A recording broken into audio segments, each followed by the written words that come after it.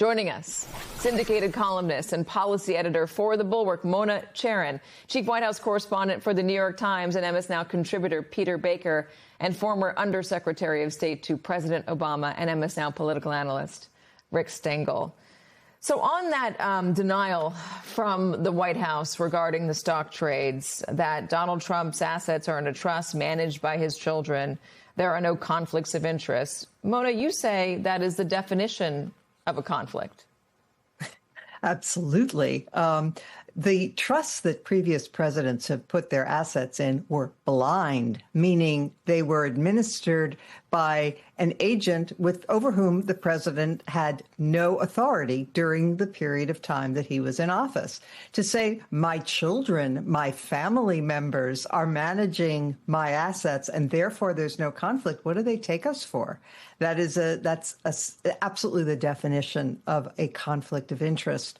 It's a joke, as I wrote, and honestly, I do wonder whether there isn't some sinister joking that goes on too with the choice of $1.776 billion for this slush fund in the year when we celebrate our 250th anniversary as a nation, to choose that number, almost to rub our faces in the fact that he can do whatever he wants. He can dip his grubby hands into the till, the U.S. Treasury, and call it a 1776 fund. Mona, why is this happening? Can you just explain it by saying that the American public lost all trust or enough trust in institutions and politicians that they were willing to let somebody like Donald Trump, who played a businessman on TV, come and run the federal government? So, Katie, I'm not sure I have a complete answer to this, but I will say, based on my conversations with people who voted for Trump, I do think that a lot of what has enabled this is the toxic polarization, the belief that the deep cynicism about Washington and the belief that both sides do it. And I really think what is going to be so important going forward is for people who are outraged, who are disgusted by this rape of our finances by this administration, is to be able to prove to people that it is not just, oh, everybody does it. Because, you can, I just heard a commentator the other day, a Republican commentator saying, well, of course, this has its roots in X or Y administration. No, this is not just a difference in degree. This is a difference in kind. This is recognizing absolutely no law. Nobody ever even imagined that the president would sue himself, that is, sue the IRS, and then have this out-of-court settlement where Trump settles with himself for $1.776 billion. Nobody could conceive of such a rape of the fisc.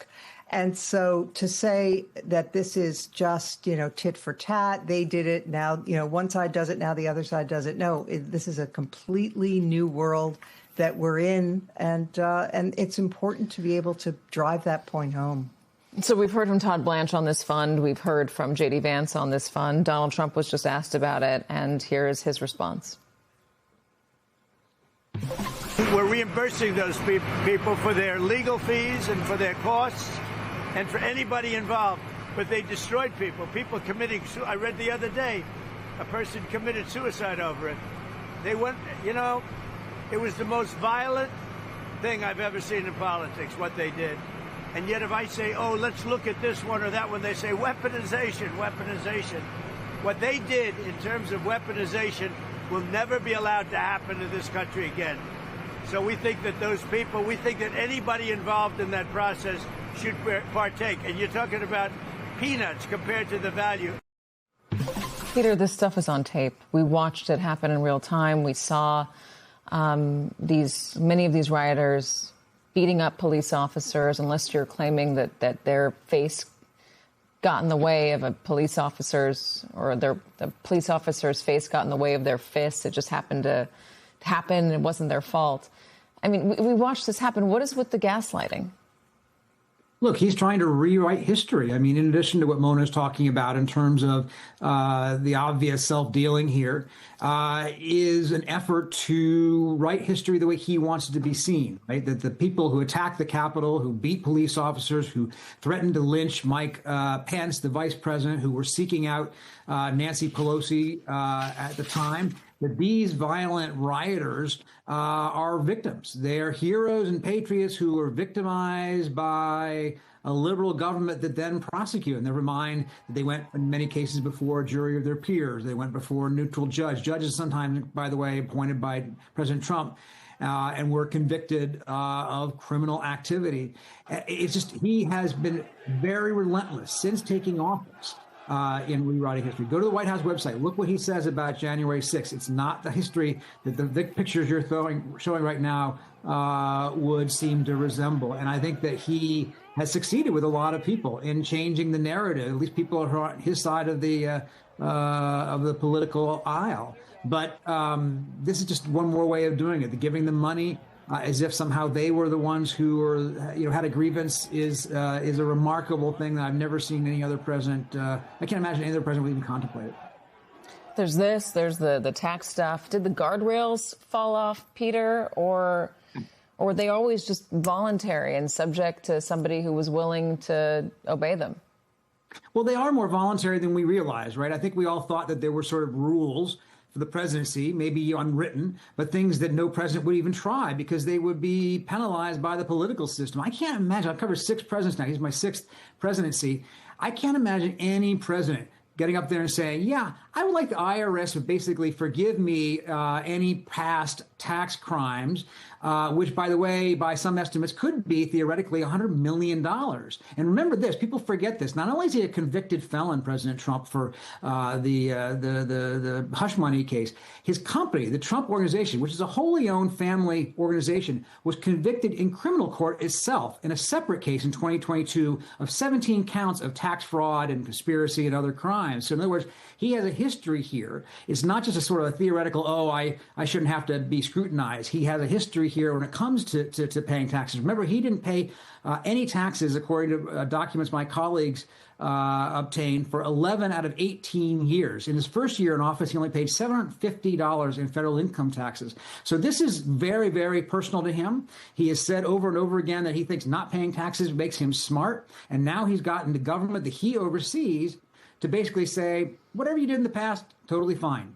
Yeah, $750 for 2016 and 2017. So the year he was campaigning and the year he was first in office. Then it was no income taxes for 10 of 15 years before that. When other countries do this, Rick, what's it called? Like this kind of corruption, the kakistocracy. Helping oligarchs. I mean, it fits into this pattern that we've seen with authoritarian leaders around the world and in different places and going back to early in the 20th century, where you finance and help the people around you. So this slush fund is basically to reward his supporters, even if his supporters violated the law. To go back to your original question, Katie, and it goes back to something I think we talked about the other day, the failure to teach civics in this country, that people don't have any sense of what people in Washington do, what the government does. Donald Trump became president without knowing that. One of the things I always hated about the swamp expression is it doesn't make a distinction between Congress and the people who work in government, the hundreds of thousands of people who work in the agencies, civil servants, foreign service officers. I was in government. These are the most righteous people around. They're taking relatively small salaries to work for the American people. That's what they think about every day when they go in and out of the buildings that they go in.